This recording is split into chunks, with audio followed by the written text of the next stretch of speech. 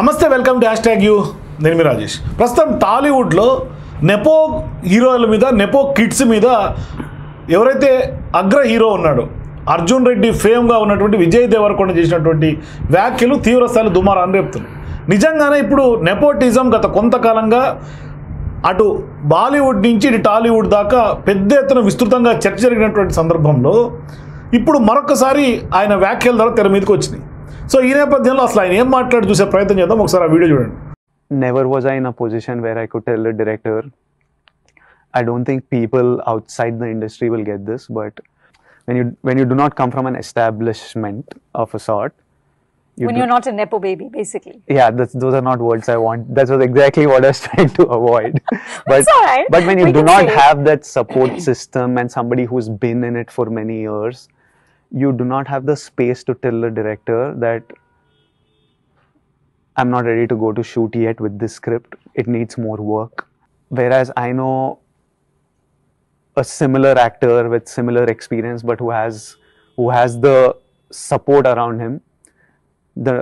He knows from growing up itself that you don't have to go to shoot, or his father will come and say, no, spend 2-3 more months, I'll get you 2-3 more writers. That space I've never had. So చూసారు కదా విజయ్ దేవరకొండ ఏమంటున్నారు. ఇప్పుడు అదే అంశం మీద మనం దాసర్ విజ్ఞాన్ గారు film critic మనతో పాటు జాయిన్ అవుతాం, డిస్కస్ చేద్దాం. సార్ నమస్తే. అర్జున్ రెడ్డి ఫేమ్గా ఉన్నటువంటి విజయ్ దేవరకొండ వ్యాఖ్యలు మీరు విన్నారు ఇప్పుడు. సో ఏంటి అసలు ఆయన ఉద్దేశం ఏంటి, ప్రధానంగా ఏ హీరోయిన్ టార్గెట్ చేస్తే ఆయన మాట్లాడాడు? First of all Vijay Deverakonda career చూసుకుంటే స్టార్టింగ్ యాక్చువల్గా ఆయన నాగ్ అశ్విన్కి మంచి ఫ్రెండ్ కాబట్టి తను ఒక సినిమా తీయబోతే నేను నీతోనే తీస్తారా అని చెప్పాడు. కాకపోతే ఏంటంటే నాగ్ అశ్విన్ వాళ్ళ వైఫ్ ఒక పెద్ద సంస్థ నిర్మాత కాబట్టి మనం ఇంత భారీ బడ్జెట్ పెట్టి తీస్తున్నప్పుడు నువ్వు కొత్త హీరోతో ఎందుకు, కొంచెం పేరున్న హీరోని పెట్టుకుందాం అని అన్నారు. అప్పుడు నాని లైమ్ లైట్లోకి వచ్చాడు. అదే ఎవడే సుబ్రహ్మణ్యం. అయినప్పటికీ నీకు మాట ఇచ్చా కాబట్టి వెనకాల ఆ క్యారెక్టర్ త్రూ అవుట్ వెళ్ళిద్ది. ఫ్రెండ్స్ నేను ఎప్పుడు వదలడు, అందుకని చెప్పేసి నివేత అమ్మాయిని కూడా తర్వాత సినిమాలో కంటిన్యూ చేసుకున్నాడు. అండ్ నెక్స్ట్ అలాగే విజయ్ దేవరకొండతో ఆ జర్నీ ఉంది కాబట్టి నెక్స్ట్ మహానటిలోను, ఆ తర్వాత మొన్న కల్కిలోను అట్లా ట్రావెల్ అవుతుంది. ఓ ఫ్రెండ్షిప్ ఇది. చాలామంది అనుకుంటారు ఆ నానియే విజయ్ దేవరకొండ తీసుకొచ్చాడు అని. బట్ ఎవరు తీసుకొచ్చినా ఏం చేసినా అది కాదు. బట్ ఒక సినిమా అయితే ఏదో హిట్ అయింది. తర్వాత ఒక సోలో సినిమా చిన్నగా పెళ్లి చూపులు అనేది వచ్చి అది పెద్ద హిట్ అయింది. ఎందుకు అది హిట్ అయింది అంటే నలుగురు ఫ్రెండ్స్ కలిస్తే బార్లో కూర్చోవడమో, ఎక్కడ కూర్చొని సిగరెట్ తాగడమో, ఏదో చిల్లర మాటలు మాట్లాడుకోవడమో పక్కన పెట్టేస్తే 4 లక్షలు వేసుకుంటే ఒక ఫుడ్ ట్రక్ పెట్టుకోవచ్చు. మంచి స్టార్టప్ మెసేజ్ ఇచ్చింది ఆ సినిమా. అట్లా మీకు తెలిస్తే పెళ్లి చూపుల తర్వాత బోల్డ్ అన్ని ఫుడ్ ట్రక్లు వచ్చాయి మన హైదరాబాద్లో. ఇప్పుడు లేవులే, అప్పుడు ఇడ్లీ దోశ బండిలు అవన్నీ ఇప్పుడు అడప ఉన్నాయి. ఆ తర్వాత ఈయన కొంచెం మంచి ఫేమ్ వచ్చింది. ఎప్పుడైతే సందీప్ వంగ ఒక మంచి పవర్ఫుల్ సబ్జెక్ట్ తీసుకొచ్చి కొత్త హీరోయిన్, కొత్త హీరో చాలా సింపుల్గా తీసేద్దాము, దాంట్లో ఆయన స్క్రిప్ట్ నమ్మాడు. అది అర్జున్ రెడ్డి. దానికి జీవం పోసాడు, యాప్ట్ సెట్ అయ్యాడు హీరో. అక్కడ నుంచి ఆయన గ్రాఫ్ లేసింది. అరే భలే ఉన్నాడే కొత్త హీరో అనుకున్నాడు. అమ్మాయిల ఫాలోయింగ్ ఎక్కువ వచ్చింది. అట్లా ఇంకా అన్ఎక్స్పెక్టెడ్గా గీతా గోవిందం 100 కోట్ల క్లబ్లో చేరేసరికి క్రేజ్. అంటే ఏ బ్యాక్గ్రౌండ్ లేకున్నా కూడా సినిమాలు తీస్తే 100 కోట్లు కొల్లగొట్టవచ్చు అని ఓ నాని లాగానో రవితేజ లాగానో ఈయనను కూడా అనుకున్నారు. అట్లా స్టార్ట్ అయింది కెరీర్. తర్వాత ఏంటి, ఇప్పుడు ఒక సినిమా హిట్ అయితే మన దగ్గర ఉన్న ఇదేంటి, నలుగురు వస్తారు నెక్స్ట్ డేట్లో నాకు ఇవ్వు అని. అప్పుడు డేట్లు అమ్ముకోవాల్సి వస్తుంది. అంటే కథలు ఉండవు, బాగా గుర్తుపెట్టుకో, కథలు ఉండవు, ఇంకా డేట్లే. జనవరి నుంచి ఫిబ్రవరి వరకు వాళ్ళకి, ఫిబ్రవరి నుంచి మార్చి వీళ్ళకి, మార్చి నుంచి ఏప్రిల్ వాళ్ళకి, అట్లా 3 సంవత్సరాలు బుక్ అవుతాడు. ఇప్పుడు ప్రొడ్యూసర్ నా దగ్గర విజయ్ దేవరకొండ డేట్లు ఉన్నాయా, మంచి కథ తీస్తావా అని డైరెక్టర్ దగ్గరికి వెళ్తాడు. ఆయన ఏదో తీస్తాడు, సినిమా ఫ్లాప్ అయింది. ఇంకోటి ఏమో తీస్తాడు, సినిమా ఫ్లాప్ అయింది. ఇంకోటి ఏదో తీస్తాడు. ఆ తీసినోడికి హీరో మళ్ళీ వెళ్ళి ఈ కథ ఇలా కాదండి, ఇలా ఉంటే బాగుండని చెప్పే ఫ్రీడమ్ విజయ్ దేవరకొండకి లేదు అనేది ఆయన ఫీలింగ్. ఎందుకంటే నేను ఇప్పుడే ఇట్లా వచ్చా కాబట్టి. అదే స్క్రిప్ట్ ఒక నెపో కిడ్ అంటే పెద్ద స్టార్ హీరోల కొడుకు దగ్గరికి వెళ్తే నా కొడుకుని పెట్టి తీయో అయ్యా అని చెప్తారు కదా. అక్కడైతే కనుక కథ ఇట్లా ఉంది అంటే ఇంకో 3 నెలలు టైం తీసుకో, మా బాబుని ఇట్లే ఉంచుతా, మంచి కథతో రా అని చెప్పే ఇది వాళ్ళకు ఉంటుంది. నాకు ఆ సౌలభ్యం లేకుండా నేను అలా అని నేను చెయ్యను అని చెప్పకుండా, అంటే నేను చెయ్యా అని ఇప్పుడు దిల్ రాజు గారు వస్తారు డేట్ నేను చెయ్యా అని చెప్పలేం కదా, తీసుకున్నారు. అట్లాగే కొన్ని సినిమాలు వచ్చాయి, కొన్ని హిట్ అయ్యాయి, కొన్ని ఫ్లాప్ అయ్యాయి. నోటా భారీ బడ్జెట్ సినిమా, మంచి సందేశాత్మకం, బట్ ఎందుకో కొంచెం ఆడలా. ఖుషి పర్వాలేదు, ఫ్యామిలీ స్టార్ ఏదో అలా అయ్యింది. నెక్స్ట్ ఇంకా పూరి జగన్నాథ్ గారిని అయితే కథ ఏంటి అని ఎవరు అడగరు ఫస్ట్ ఆఫ్ ఆల్. అంటే అప్పుడు ఆయనకున్న క్రేజ్ అది, ఆయన నిన్ను తీసుకోవడమే గొప్ప అని ఫీల్ అయ్యే రోజుల్లో, అంటే ఆల్రెడీ చిరంజీవి గారి డేట్లు తీసుకోవాలా, 150 సినిమా తర్వాత చిరంజీవి గారితో చేయాలా, ఇంకెవరితో చేయాలని ఆయన టైంలో విజయ్ దేవరకొండని పెట్టి సినిమా తీస్తే ఆయన చాలా గొప్పగా ఫీల్ అయ్యాం. కానీ అదేదో అయిపోయింది సినిమా. ఇట్లా అన్ని ఫ్లాప్లు వచ్చేసేసరికి ఇప్పుడు కింగ్డమ్ రిలీజ్కి సిద్ధంగా ఉంది. ఒక ఇంటర్వ్యూలో ఒక యాంకర్ కింగ్డమ్ లో ఆయన గెటప్ అంత డిఫరెంట్ గా ప్రయోగాత్మకంగా వస్తున్నట్టుగానే కనిపిస్తుంది. అది కూడా పూరి జగన్నాథ్ జనగణమన స్టార్ట్ చేసి ఆపాడు కదా, దానిలాగా కొంచెం అనిపించింది. బట్ బాగుంది, రగ్గుడ్ లుక్లో హ్యాండ్సమ్గా, పైగా ఒక బండ ఇట్లా సలార్లో మన ప్రభాస్ లాగా అసలు ఏ ఫీలింగ్స్ ఉండవు. నీ పక్కన హీరోయిన్ ఉన్నా నీకు ఆ ఫీలింగ్స్ ఏమి ఉండవు. జస్ట్ అట్లా అక్కడే ఓ రోజు మారుతావు ఏదో రకంగా. అట్లాంటి మంచి క్యారెక్టర్లో చేస్తున్నాడు, అగ్రెసివ్నెస్ ఉన్న క్యారెక్టర్. అండ్ యాజ్ ఎ సిటిజన్గా ఆలోచించి ఆ సినిమా పాపం అక్కడ పెహల్గాంలో దాడులు జరిగేటప్పుడు మనం సెలబ్రేషన్స్ చేసుకోవద్దు అన్న ఇదితో పోస్ట్పోన్ చేశాడు. తర్వాత డేట్ దొరక్క ఇబ్బంది పడ్డాడు. మొత్తానికి ఈ 31st 30కి వచ్చేస్తున్నాడు ఈ మంత్ ఎండ్.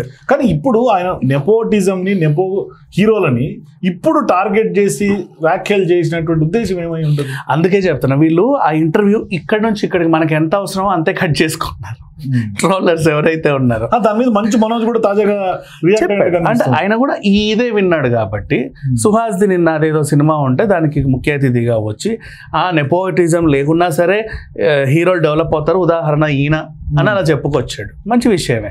కాకపోతే విజయ్ దేవరకొండ అప్పుడు ఫీల్ అయిన విషయం ఏంటంటే అది ఇంకొంచెం బరువైంది. అంటే కానీ ఇప్పుడు టాలీవుడ్ లో నెపోటిజం బేస్ గా ఏమి హీరోలు ఎమర్జ్ అవ్వట్లేదు, టాలెంట్ ఉంటే ఎమర్జ్ అవుతున్నటువంటి సందర్భాలు మనకు కనిపిస్తున్నాయి. ఉన్నాయి, అది కూడా ఉన్నాయి. కానీ ఇప్పుడు ఒక పెద్ద ప్రొడ్యూసర్ 100 కోట్లు పెట్టాలంటే ఎవరిని తీసుకుందాము అని ఆలోచించే టైంలో విజయ్ దేవరకొండ, శర్వానంద్ వీళ్ళ పేర్లు తీసుకోవట్లా.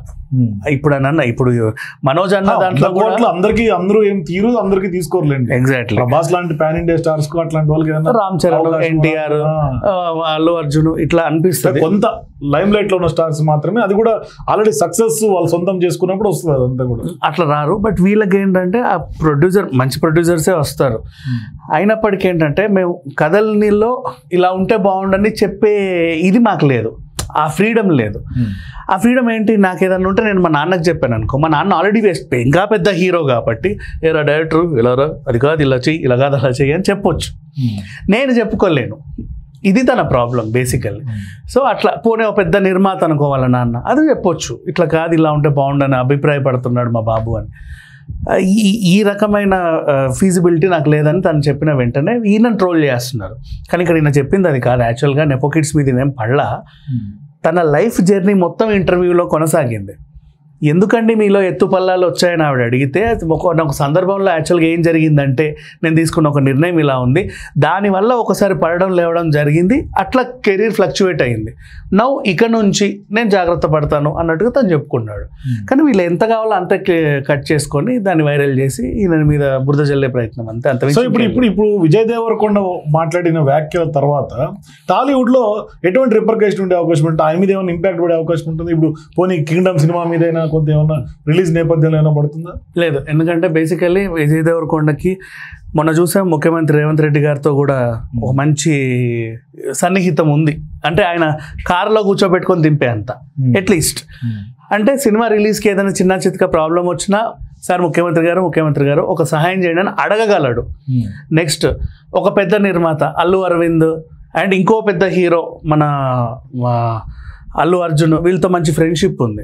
సో చిన్న ప్రాబ్లమ్స్ ఏమన్నా వస్తే హీ కెన్ సాల్వ్ హిమ్సెల్ఫ్. ఇప్పుడు ప్రజెంట్ ఉన్న స్టేజ్లో, ఒకప్పుడు అలా ఇబ్బంది పడ్డాడని చెప్పాడు, బట్ ఇక మీదట ఇబ్బంది పెట్టే వాళ్ళు ఉండొచ్చు, బట్ డ్యామేజ్ కంట్రోల్ అయితే చేసుకునే కెపాసిటీ తనకు ఉంది. కానీ విజయ్ దేవరకొండ అంశం పక్కన పెడితే అసలు నెపోటిజం గురించి మాట్లాడితే, ఇప్పుడు అసలు నెపోటిజం అన్న సిచ్యువేషన్ టాలీవుడ్లో ఉందా? అసలు నెపోటిజం అనే సిచ్యువేషన్ టాలీవుడ్లో ఉందా అంటే ఉంది. ఎట్లా ఉంది? బేసికలీ అంటే కొత్త హీరో ఎవడొచ్చినా సరే వాళ్ళ మీద, అని ఇప్పుడు కూల్ ఎగ్జాంపుల్ అంటే నెపోటిజం అంటే హీరో కొడుకు హీరో అనే కాదు, ఒక మంచి బ్యాక్గ్రౌండ్ నుంచి వచ్చినా కూడా. ఇప్పుడు వైరల్ వయ్యారి పాట గాలి జనార్దన్ రెడ్డి వాళ్ళ అబ్బాయి జూనియర్ అనే సినిమాతో వస్తున్నాడు. ఆయనకు ఒక ఇది ఉంది కాబట్టి ఈయన రాగలిగాడు. సో అట్లా నేను చెప్పేది. ఇప్పుడు బెల్లంకొండ శ్రీనివాస్ పిల్లలు ఉన్నారు, ఆయనను పెట్టి ఇప్పుడు నెక్స్ట్ తీసినా మళ్ళీ 50 కోట్లు పెట్టే సినిమా తీయాలి. అది హిట్ అవుతుందో లేదో తెలియదు. అంటే ఒక ప్రయోగం చేయడానికి వెనకాడకుండా సెలెక్ట్ చేసుకొని ఒక అడుగు ముందుకే వేస్తున్నారు. అదే ఒక కొత్త హీరోని పెట్టి 50 కోట్లు అంటున్నారు. అట్లా ఆ పరిస్థితి ఉంది, ఇంకా ఉంది. Thank you Vignan. సో మొత్తం మీద టాలీవుడ్ లో ప్రస్తుతం విజయ్ దేవరకొండ వ్యాఖ్యలు కలకలం రేపుతున్నాయి. చూద్దాం ఈ వ్యాఖ్యల కలకలం ఎంత దూరం వెళ్తుంది, ఇంకా ఏమేమి దీని చుట్టూ కాంట్రవర్సీస్ ముసురుతాయో వెయిట్ చేస్తున్నాం. సో మీరు కూడా విజయ్ దేవరకొండ పైన మీ అభిప్రాయాలు కింద కామెంట్ సెక్షన్ తెలియజేయండి. For more videos please watch #.